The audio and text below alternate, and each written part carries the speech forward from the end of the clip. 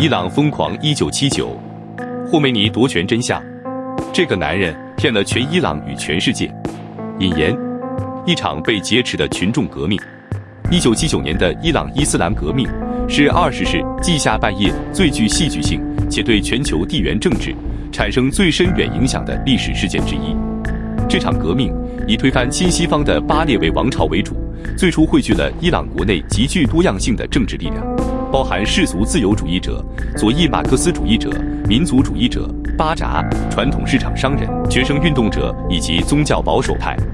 据统计，当时约有11%的伊朗人口直接参与了这场推翻君主制的运动，这一比例远远超过了法国大革命与俄国10月革命，使其成为现代史上名副其实的大众革命。这场革命的历史吊诡在于，带领广大群众推翻世俗威权统治的领袖大阿亚图拉鲁霍拉穆萨维霍梅尼，在夺取政权前，向伊朗民众与国际社会描绘了一幅充满民主、自由、人权与社会正义的乌托邦蓝图。但在掌权后，他却以比前朝更为严酷的手段镇压异己，建立起一个以绝对神权为主的专制政体。本报告旨在深入剖析霍梅尼的出身背景、号召群众的传播策略及冷战背景下美苏两国的战略误判，并全面盘点霍梅尼在革命前后的言行不一与其未兑现的历史承诺，借此还原这场被极端神权主义者劫持的革命真相。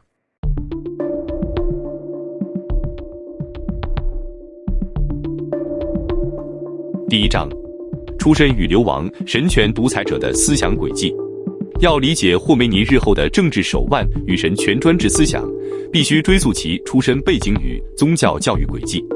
他的早年经历与长期流亡，塑造了他对世俗政权的极度不信任，并促使他打破了传统什叶派的政治避世主义。一、宗教世家与底层创伤的印记。鲁霍拉·霍梅尼于1900年出生于伊朗中央省的小镇霍梅恩。他诞生于一个具有深厚什叶派宗教学者传统的世家，其家族自认为是第7代伊玛目穆萨·卡奇姆的后裔，因此享有极高的宗教威望。然而，霍梅尼的童年伴随着暴力的创伤，在他仅几个月大时，他的父亲赛义德·穆斯塔法因与当地地主的雇员发生纠纷而遭到暗杀。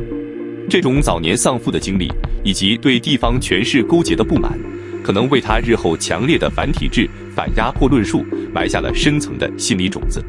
1922年，霍梅尼移居伊朗什叶派的学术与精神中心库姆，开始了漫长的宗教学习与教学生涯。在1930年代，他已成为库姆知名的学者，广泛涉猎伊斯兰哲学、律法与伦理学的写作。凭借其深厚的教法学术造诣与大批追随者，他逐渐在宗教界崭露头角。然而，他真正取得大阿亚图拉意为模仿的源泉这一最高宗教头衔的过程，却是一场政治妥协。1963年，霍梅尼因强烈反对国王被捕并面临死刑。当时的秘密警察首长帕克拉万为了避免处决他而引发全国暴动，主动说服了当时地位极高的温和派大阿亚图拉沙里亚特马达里出面，公开承认霍梅尼为大阿亚图拉。在当时，大阿亚图拉实质上享有免死与免受世俗法庭审判的政治豁免权，这个头衔成功保住了霍梅尼的性命，迫使国王只能将他驱逐出境。至1960年代末期，他已在流亡中巩固了此一权威，拥有了数十万名虔诚的追随者。二、反对白色革命与14年的流亡生涯。霍梅尼的政治激进化始于1960年代初期对穆罕默德·里萨·巴列维国王所推动的白色革命的强烈反对。当时，巴列维国王试图透过土地改革、赋予女性选举权，以及推动世俗化教育来现代化伊朗社会。霍梅尼极力抨击这些世俗化政策，尤其是针对女性参政权。他曾在1963年公开宣称，赋予男女平权意味着践踏古兰经，并指责这些政策是帝国主义与以色列试图摧毁伊斯兰的阴谋。1963年6月，霍梅尼在库姆发表了极具煽动性的演说，直接抨击巴列维国王为可悲的暴君，并警告其不要重蹈其父里萨汗被外国势力驱逐的覆辙。这场演说引发了全国性的反政府暴动，导致霍梅尼被捕，并于1964年遭到驱逐出境。在长达14年多的流亡生涯中，他主要停留在伊拉克的什叶派圣城纳杰夫，直到1978年底才短暂转往法国巴黎近郊的诺夫勒沙托。3. 教法学家监护理论的诞生。正是在纳杰夫的流亡岁月中，霍梅尼的思想发生了质的变异。传统的什叶派教士阶层通常秉持不干政的默契，认为在第12代伊玛目马赫迪隐顿期间，任何世俗政权都是不完美的，教士应专注于宗教事，勿与社会福利。然而，霍梅尼在1970年的一系列讲座中，系统性地提出了教法学家监护的颠覆性理论。该理论主张，社会的政治与宗教事务必须由最高阶的正义的伊斯兰教法学家实行绝对的统治与监护。霍梅尼论证，既然先知与伊玛目拥有建立政府与执行法律的权威，那么在伊玛目隐遁期间，这种权威自然应转移至精通教法的学者手中。这种绝对权威不仅涵盖国家治理，甚至允许最高领袖在必要时暂停基本宗教义务，如朝觐或祈祷。这一理论彻底颠覆了现代民主中的主权在民观念，将人民降格为需要被监护的未成年人，也成为日后伊朗伊斯兰共和国立国的宪政基础。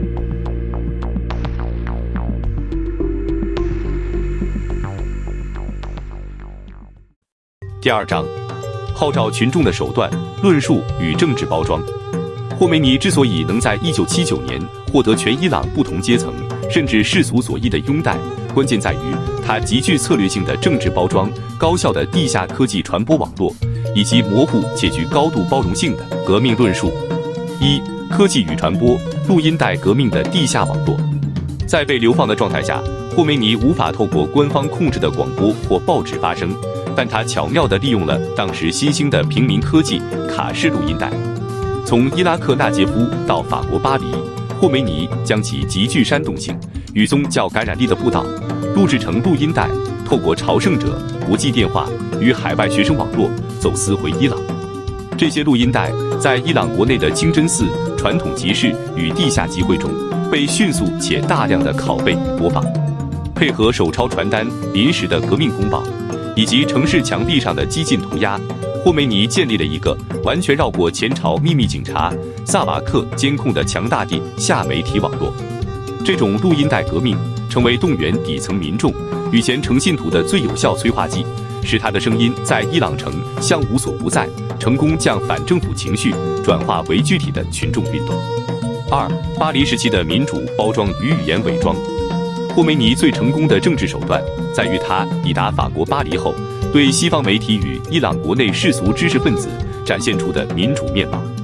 为了团结国内的反对派阵营，包含民族阵线、左翼马克思主义者、自由派学者与女权主义者，霍梅尼刻意隐藏了他激进的教法学家绝对统治蓝图，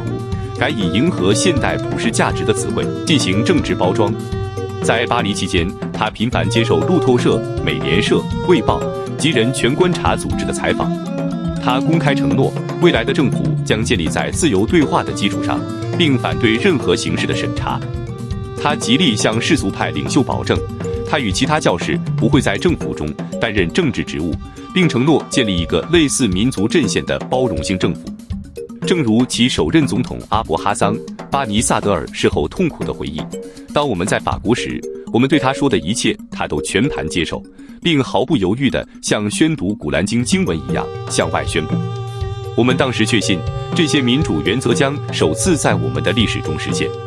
这种精密的语言伪装，成功地让知识分子相信霍梅尼只会扮演一个精神领袖的角色。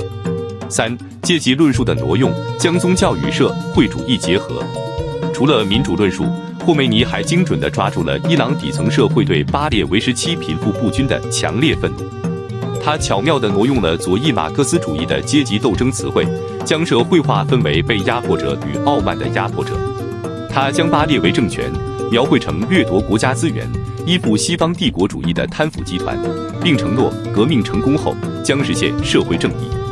他向群众保证，国家的石油财富将直接分配给每一个伊朗家庭，甚至具体承诺将为低收入户与受压迫者提供免费的水与免费的电。这种将伊斯兰教义与社会主义公平分配相结合的民粹论述，极大地扩展了他的群众基础，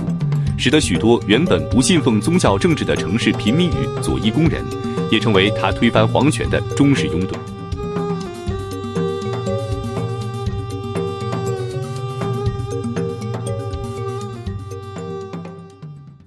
第3章：美国政策的转向与巴列维王朝的覆灭。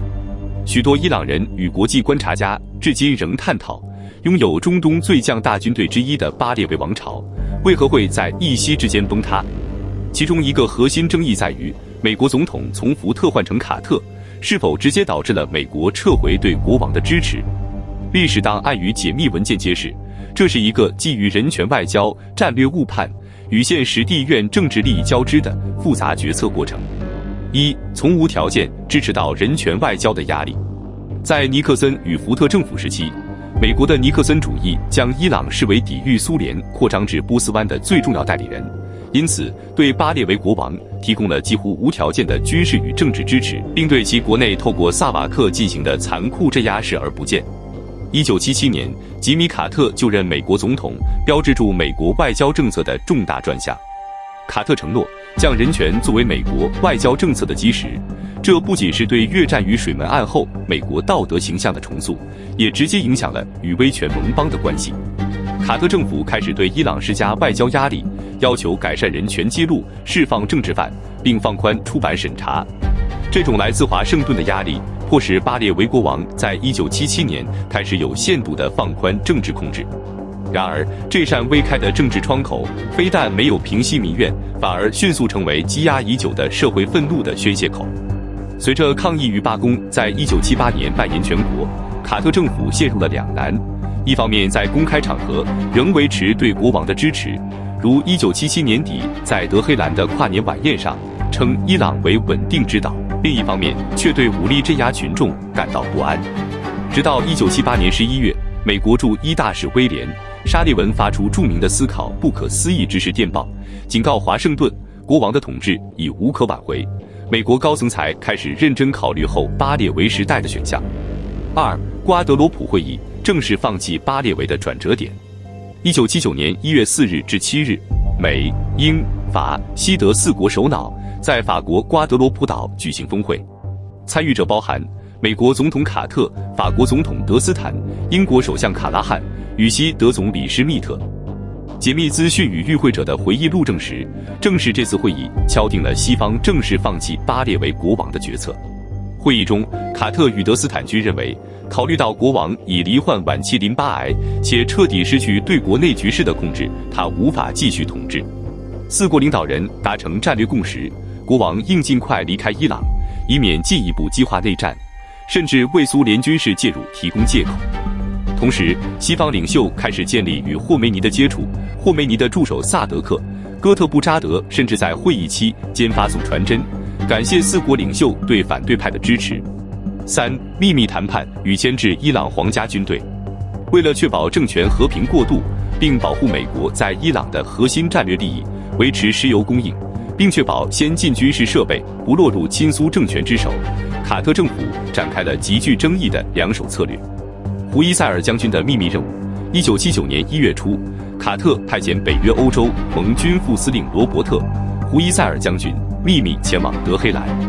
他的核心任务是说服拥有强大武力的伊朗皇家军队将领不要发动军事政变，来拯救君主制或阻挡霍梅尼的归来。根据前北约统帅维斯利·克拉克的回忆，尽管伊朗将领警告美国这是在玩火，但胡伊塞尔成功地牵制了伊朗军队约60天，使得霍梅尼得以毫无军事阻碍地返回伊朗并接管政权。与霍梅尼阵营的巴黎密谈。根据 BBC 近年披露的解密档案，1979年1月中旬，美国国务院官员华伦·齐默尔曼在巴黎近郊与霍梅尼的亲信易卜拉欣·雅兹迪进行了多次秘密会谈。1979年1月27日，霍梅尼甚至向卡特总统传递了一封私人信件。在信中，霍梅尼明确承诺，如果美国施压伊朗军队让步，以促成政权更迭，他将确保国家的稳定，并保护美国在伊朗的利益与公民。霍梅尼还向美方发出信号，保证不会切断对西方的石油供应，并且将奉行不结盟政策，绝不向苏联靠拢。卡特政府基于避免流血内战，与维持波斯湾稳定的实用主义考量，选择相信了霍梅尼在巴黎的承诺。然而，这场地缘政治的豪赌最终以悲剧收场。霍梅尼掌权后，迅速撕毁默契，激进的反美情绪失控，最终在1979年11月爆发了长达444天的美国大使管人质危机，不仅彻底摧毁了美伊关系，也直接导致了卡特在1980年总统大选中的连任失败。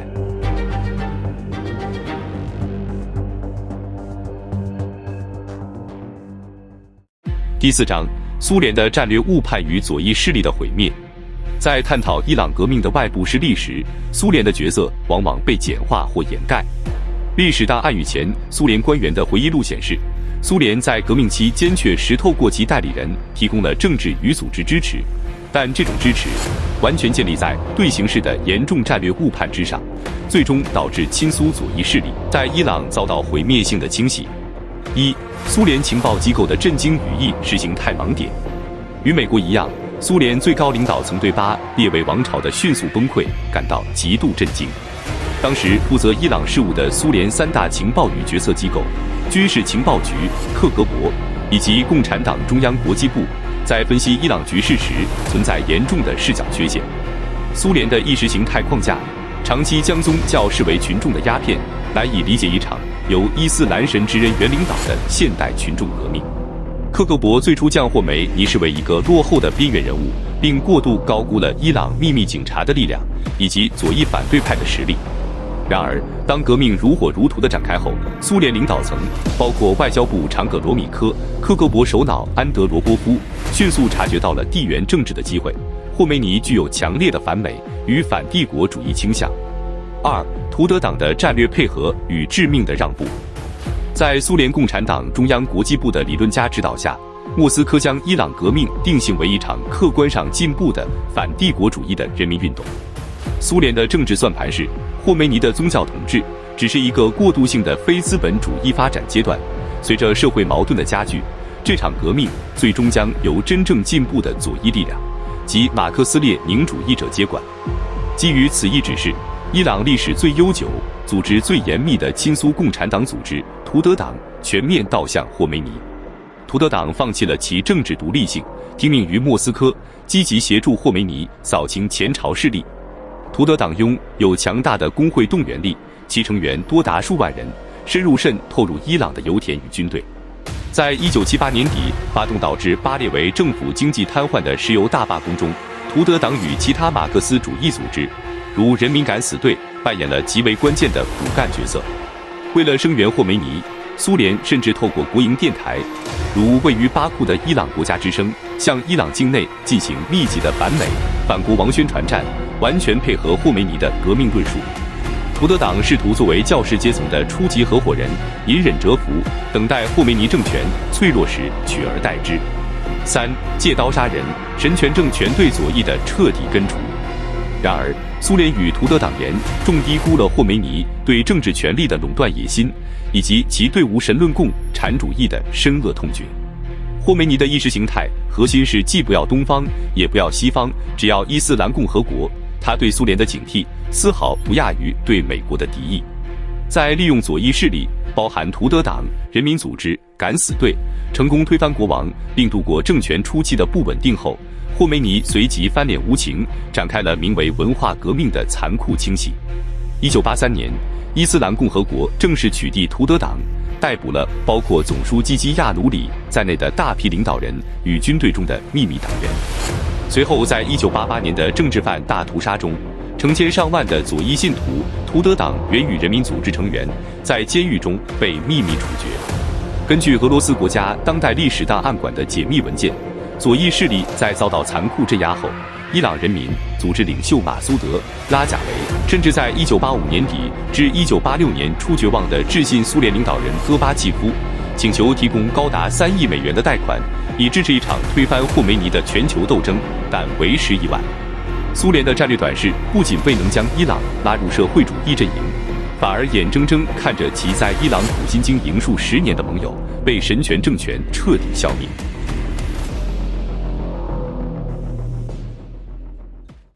第5章，巴黎的承诺与德黑兰的现实，盘点霍梅尼的历史性谎言。1979年，当全伊朗人民期盼霍梅尼回国时，他们期待的是一位道德高尚、不贪恋权力的精神导师，以及一个自由、公平且尊重人权的新伊朗。然而，霍梅尼在巴黎流亡期间及革命初期所许下的种种承诺，在掌权后几乎全盘推翻。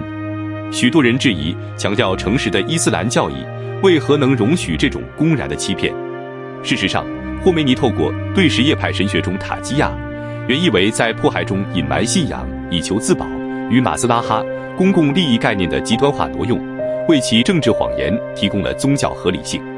他主张，为了建立并保护最高神圣的伊斯兰政权，说谎不仅被允许，甚至可能是一种宗教义务。这便是他的神学逻辑。以下透过结构化的对比，从5个维度深度盘点霍梅尼的历史性谎言。谎言1：教士不干政与民主体制的幻想。1978年巴黎时期承诺，教士退出政治舞台。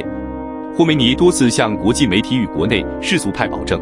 他与其他教士不会在政府中担任职务。1978年11月至1979年1月间，他多次表示：“我是一名教士，我会回到库姆，我不会在政府中扮演任何角色。”1979年掌权之后，建立神权绝对独裁。回国短暂停留库姆后，他迅速回诺并接管国家机器。他废弃了在巴黎期间准备的无神权色彩的世俗宪法草案，强行将教法学家监护写入宪法，使自己成为拥有绝对行政、立法与军事权力的最高领袖。1978年巴黎时期承诺建立包容的民主政府。他承诺将建立一个类似民族阵线或自由运动的政府，并包容各方政治势力。1979年掌权之后，神权高于民意，血腥清洗盟友。他随后公开贬低民主与主权在民是西方的殖民建构，声称人民的意志必须屈服于神旨。他宣称任何将宗教与政治分开的人都是傻瓜，并无情清洗了首任民选总统巴尼萨德尔等温和派人士。谎言2：经济民生与免费水电的乌托邦。1978到1979年革命期间承诺国家财富的直接分配，承诺将国家的庞大石油收益以现金形式直接按月分配给每一个伊朗家庭，让人人享有富足的生活，甚至有无需工作即可享受奢华生活的夸饰。1979年掌权之后，经济崩溃与广泛贫穷，经历2伊战争、管理不善与长期的国际制裁，石油红利完全未能惠及底层，通货膨胀居高不下，长期达数10个百分点，导致数千万伊朗人跌破贫穷线，必须依赖政府发放的慈善救济物资为生。1978到1979年革命期间承诺免费的水电基础设施。在向底层民众喊话时，霍梅尼明确承诺伊斯兰共和国将为低收入户与受压迫者提供免费的水与免费的电。1979年掌权之后，高昂的费用与长期短缺。掌权后，水电不仅未免费，费用反而高涨至许多基层家庭无法负担的地步。革命后的几十年内，基础设施严重缺乏投资与维护，频繁停电导致学童只能在烛光或发电机旁做功课，民众在寒冬中仍需在街头排队购买煤油。谎言3：对女性权利与自由的保证。1978年巴黎时期承诺服装与活动的绝对自由。1978年11月接受《卫报》采访时，霍梅尼向国际社会明确表示，在伊斯兰共和国，女性在选择自己的活动、未来以及服装方面是自由的。1979年掌权之后，强制佩戴西甲布与暴力执法。革命成功后不久，霍梅尼即违背诺言，颁布法令，要求女性在公共场合必须遮盖头发与身体。这引发了1979年3月8日国际妇女节时，数万名伊朗妇女走上德黑兰街头的抗议，但遭到当局的残酷镇压。1978年巴黎时期承诺不受歧视的教育与政治参与，承诺女性不会被排除在大学、政府部门或议会之外，并安抚世俗女性说，关于伊斯兰政府敌视女性的说法都是政治宣传。1979年掌权之后，法律地位的全面倒退。新政权废除了巴列维时代赋予女性的进步家庭保护法，女性的法律地位遭到系统性贬低。女性法官如后来的诺贝尔和平奖得主希林·伊巴迪被褫夺审判权，女性在离婚、子女监护权、遗产继承权及法庭证词上的法律效力被降至仅为男性的一半。谎言4：新闻自由与政治多元的背叛。1978年巴黎17承诺，毫无保留的思想与言论自由。接受人权观察组织访问时称，在伊斯兰政府中，所有人民都拥有表达任何意见的完全自由。1979年掌权之后，全面新闻审查与媒体国有化。革命后，立即设立文化与伊斯兰指导部，进行严格的出版与广播审查，将广播与电视完全从属于宣扬伊斯兰化的革命意识形态。1978年巴黎17承诺，废除审查制度。接受路透社采访时承诺，媒体有自由表达伊朗所有现实的权利，我们将对抗任何形式的审查。1979年掌权之后，查封报纸与逮捕记者。伊斯兰革命法庭强行没收或查封了主要的独立日报，将大报改造为官方喉舌。凡是敢于宣扬民主与民族主义的报章杂志，均被霍梅尼定性为毒笔，而遭彻底粉碎。谎言5：对宗教少数群体的保护承诺。1978到1979年革命期间承诺尊重少数族群的自然权利。在1978年底至1979年初，霍梅尼多次保证，伊斯兰给予宗教少数群体的自由比任何其他宗教都多，我们将以最好的方式保护他们。1979年掌权之后，系统性迫害与杀戮。建国后，少数宗教信仰者遭到严重的边缘化与暴力对待。革命仅8天，圣公会牧师在教堂办公室内遭残忍谋杀。1978到1979年革命期间承诺平等对待犹太教徒与基督徒，明确提到基督徒、犹太教徒与索罗亚斯德教徒的权利将受到尊重，称呼犹太教为真实的启示宗教。1979年掌权之后，针对巴哈伊教徒的国家级清洗，尽管表面上容忍传统宗教，但将源自伊朗本土的巴哈伊教定性为有害的政治派别与异端。大批巴哈伊信徒遭解雇、监禁与处决，其墓地与圣地遭推土机夷为平地，并被剥夺接受高等教育的权利。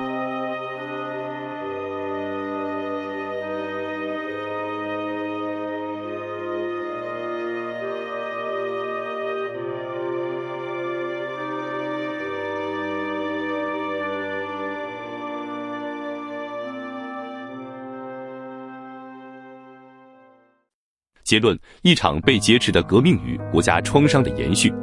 1979年，全体伊朗人对巴列维王朝的唾弃，源于对威权统治、贫富悬殊以及特务压迫的深恶痛绝。各阶层的伊朗人天真地以为，迎回流亡在外的阿亚图拉就能终结独裁，迎来一个廉洁、公平且民主的新体制。然而，历史无情地证明了这是一场被彻底劫持的革命。本报告的分析显示，霍梅尼展现了极度高超且冷酷的政治马基唯利主义。他透过一套精密的双面战略，在国际舞台与国内世俗盟友面前披上自由民主的外衣，在底层群众面前挥舞社会正义与宗教狂热的大旗。同时，他利用卡特政府在人权外交与地缘政治间的游移进行暗盘交易，并利用苏联与左翼图德党的战略盲点来借刀杀人。一旦巴列维政权的国家机器解体，霍梅尼便毫不留情地撕下了所有的伪装。他拒绝履行回到库姆潜心修道的诺言，反而建立了一个比前朝更为严密、更具社会渗透力的集权统治教法学家监护体制。他承诺的免费水电成为了经济破败与通货膨胀的讽刺，他应允的女性解放便成了强制披戴的黑色罩袍与法律权利的剥夺。他高呼的新闻自由与少数群体保护，最终沦为处决名单与沾满鲜血的伊斯兰革命法庭。40年多过去了，当代伊朗年轻世代，甚至包括当初推翻国王的革命者后代，对现有政权持续不断的街头抗争，正是对霍梅尼当年漫天大谎的最有力控诉。这段历史不仅是伊朗国家发展的巨大悲剧，更为全球政治学研究提供了一个深刻的教训。当一场革命的群众基础建立在领导人刻意模糊的承诺与人民对乌托邦的盲目投射之上，而缺乏对权力制衡的实质制度建设时，推翻一个世俗的威权独裁者，往往只是为另一个更为严密、更难以撼动的神权专制政体铺平了血腥的道路。